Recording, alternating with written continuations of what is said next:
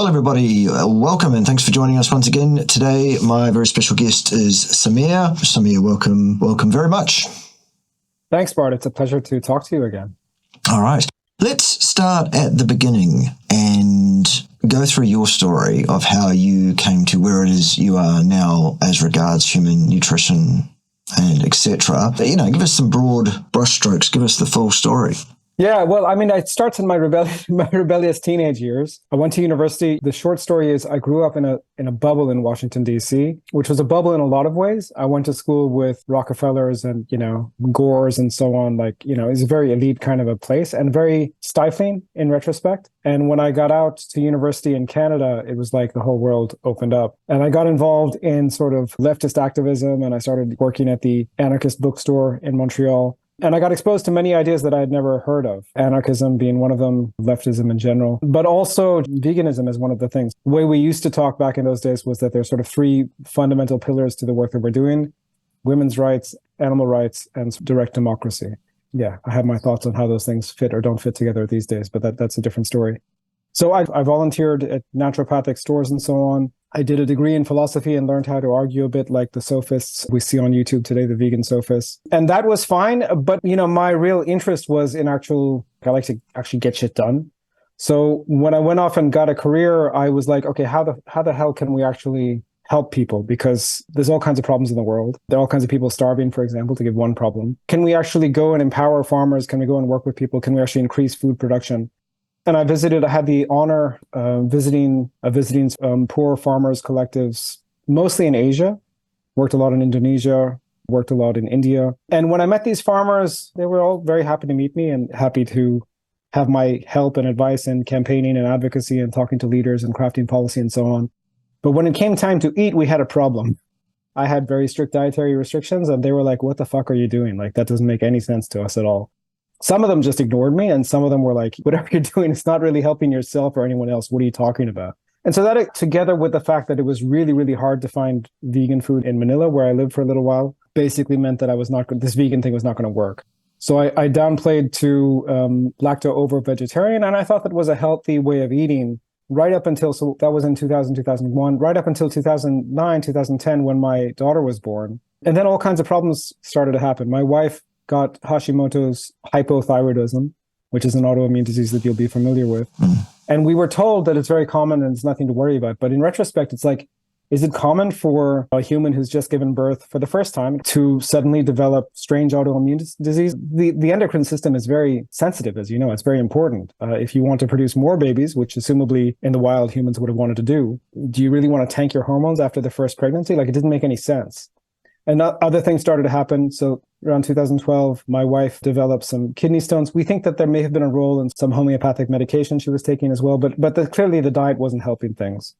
And then I myself, a couple of years, like 2015, 2016, it's amazing how long these things take. Things started going wrong about 7 years before I actually figured out something is really going wrong. So I started to develop prediabetes and other problems. We talked about some of them in the last interview, some arthritis and poor night vision and so on. And then what happened in 2017, I got the chance to start a PhD in South Africa. And instead of going to the library where I was supposed to go to, which is the Anthropological Library, I went to the medical library and read every paper I could about health and nutrition and so on. And I was pissed off. I was fucking pissed off to learn that everything I had ever heard about health and nutrition and diet and so on was dead wrong. Not only was it dead wrong, we had evidence going back like 100 years in the peer-reviewed research to show that it was dead wrong. That really made me angry. And then I started to think, okay, what can I actually do to do this? So in addition to my anthropology work, I did a health and nutrition coaching certification, and now that's what I do. I work especially with people like myself who were plant-based or vegan or vegetarian at some point in time. But I'm willing to work with anyone, especially people who want to reverse chronic disease. That's sort of my passion. Awesome. Very, very cool. So where are you now in terms of what does your diet look like? What does your family's diet look like? How do you guys approach this?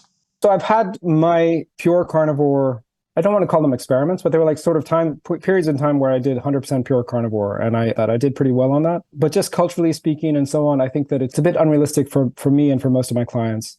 So the way I eat typically is my first meal of the day is my sustainer meal, I call it. Like if I don't eat a second meal, I'll be totally fine. My first meal of the day is around what most people would call lunchtime, like sometime between 11 and 1. In general, that'll be maybe 6 raw eggs in a shake, maybe a steak or a couple of burgers, cheeseburgers, maybe some cheese if I want it. If I feel like I'm at a maintenance weight or that I want to gain a bit of weight, there'll be some cheese in there. If I feel like I need to lose weight, then no cheese. That's the first meal. And then the second meal, I'm a little bit more flexible. It'll definitely be meat-based, and that's how my family eats. But if there's a little bit of low-carb vegetable or something like that, I won't say no, just for sort of cultural reasons.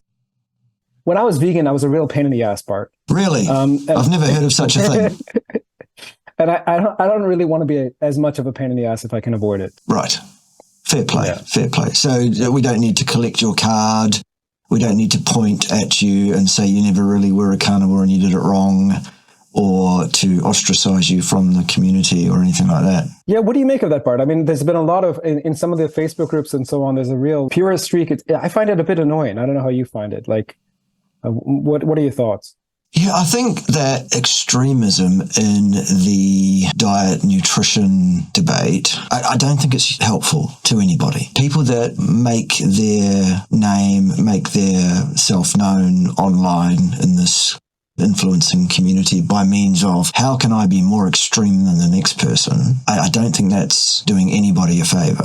Yeah, I agree. What I do know is that when I go through periods of time when I apply a discipline to myself to be 100% carnivore for a transcribed period, I find that there is a vast improvement in my generalized health status, disposition, etc., associated with that 100% adherence, which then falls back to my normal, relatively reasonably healthy, apparently, baseline when I live a life that's somewhere between 90 and 95% carnivore. So I get the personal situation, family situation, cultural situation thing. There are all sorts of pressures on different people of different sorts that lead them to make decisions to have a fallback position from 100% carnivore. And many of those people can be perfectly happy with that and be apparently perfectly, for want of a better term, healthy. But I think they are missing the added benefit of 100% carnivore. That said, I don't think all the different flavors of carnivore, the factionated, carnivores who only eat raw, that doesn't add anything to our community. It doesn't add anything to the health status either. There's no benefit that's apparent. So that's nonsense. People who say you must eat organs, no, you don't need to eat a lot of organs or anything like that. People who say salt is rock and stare at sun. No, not people you want to listen to. The people I think that you should listen to are the people who are reasonable, rational, and whose statements are based not only in anecdotal, real clinical experience and evidence, but also in some kind of, those people have some kind of scientific grounding as well. I think it's perfectly okay for the lay person to have a channel overtly supporting the carnivore diet, but when these untrained, ill or even non-experienced individuals go off and start saying, no, we've got it all wrong here, and now this is, I'm in charge now, I'm the only one in the world that knows this about the carnivore diet, you've all been doing it wrong, and this is how you do it. I think those people are not helping us. No, I agree. I mean, I think there's a couple of things that you're saying, Bart. One is that, I just asked the question to the audience, is this a religion or is this about helping people to heal and find the best version of themselves? Exactly. If it's the latter, then I think there's as many different ways of doing it as there are people. Although, point that the necessary intake of carbohydrate is 0 is going to stand for the whole species. Right? Yes. So there's certain principles that we can universalize. That doesn't mean that we can't individualize the approach. Let me put it that way. Absolutely, yes. You bet. Yeah. Because we are all a bit different. Not as different as some people would have us believe. Sure. I mean, we are all the same species, but what works best for us individually in our own individual lifestyle, based on the genes that we have, no reason why you shouldn't. Yeah. The way I put it sometimes, Bart, is that we're all, in an ideal world, none of us would have ever eaten the standard American diet. None of us would have ever been alcoholics. None of us would have ever had any health problems at all, right? Because we would have been eating a proper human diet with close to 100% meat. But that's not the world we live in. And because we're all fucked up in individual ways, and we're all different points in recovery, and I've become less dogmatic as I've learned this myself, because the approach that I was taking 4 years ago to heal myself doesn't work for me anymore. And I have to tweak it if I want to continue healing. So I think we need to be open to the possibility that the person we're talking to has some knowledge of their own body. At least they have some knowledge of what they're willing to do. And therefore, as a coach, I can't have them go from 0 to 100 necessarily overnight. We need to do things slowly sometimes. Sometimes people can do it. Sometimes people can't. So we have to respect that. Yeah, absolutely. No pointing and naming and shaming. No cancelling of your card as a carnivore. We got away with it. All right. Yeah. Cool. Yeah.